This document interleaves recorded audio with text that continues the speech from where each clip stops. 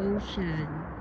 So today we're gonna walk in or to the frozen ocean. It's actually more a lake in Finland. Yan, dito kami usually nag-fishing. Yan, fishing. Yan, during summer we're fishing over there. Yan, puro tubig yan.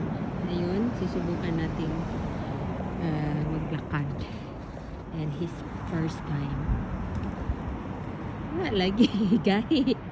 So before, ito yung tambayan namin kung saan kami tumatayo at nagfi-fishing dyan. Meron kami nakukuhang mga zander. Subukan natin maglakad papunta sa other isla. Jessie ha, magtarong. Kumpiyansa ha. Diyan ka nakakuha ng zander. La. Slide. Ha? Making sure na tigas. Frozen ocean. Unsan sa? Frozen ocean.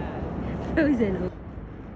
Sundan mo lang yung ano, yung mga footprints, footstep. Oh. Oh. Kaya? Gabi? Ito dating tubig. Wala ko spike. That's why I'm being careful. I'm being careful. No? La Jessie. Gahi ulo oh. But anyway, there's lots of ano dito oh. They were walking, so we just follow this way.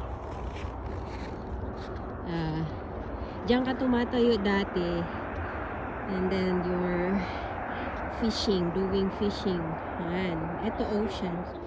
Ha? Kaya nga eh.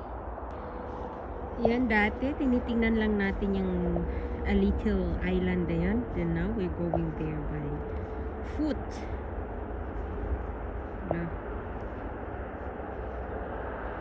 Wala na, all frozen. Patay ng clips. Ito po ay ocean. Frozen ocean. Ha? Let's do fishing. Dito kami nag-fishing. Tara. Frozen.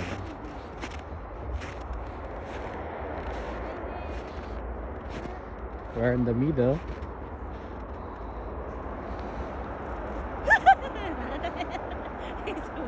Water, oh.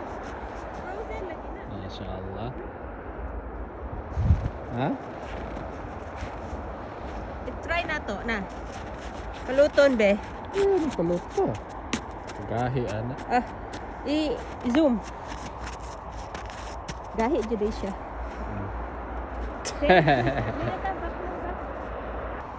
Bye! Bye-bye! Ang mga tiil, maski asa na mo adto. Ayan. Finally, nakawalk ka na rin sa frozen lake lagi. Away. Saan? Lake.